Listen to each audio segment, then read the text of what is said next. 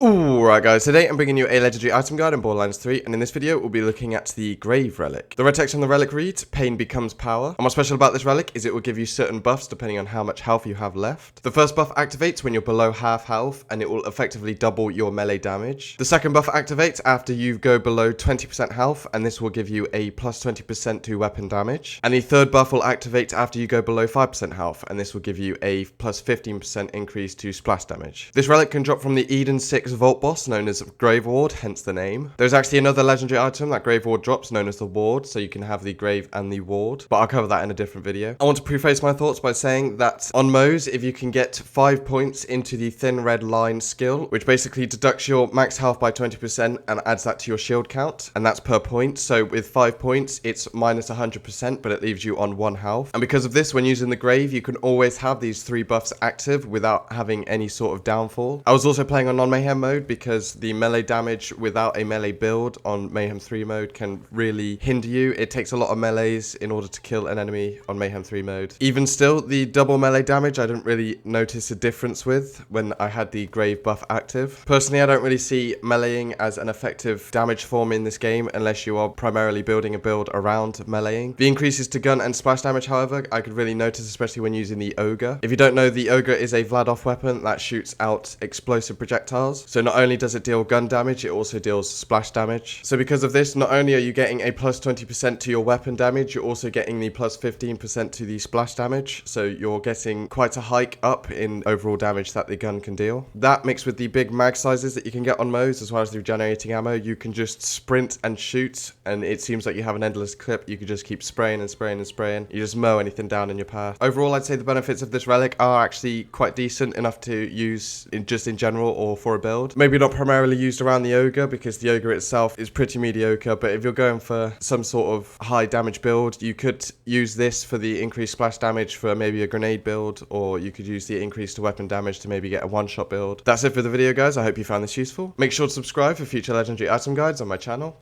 and yeah, see you in the next video.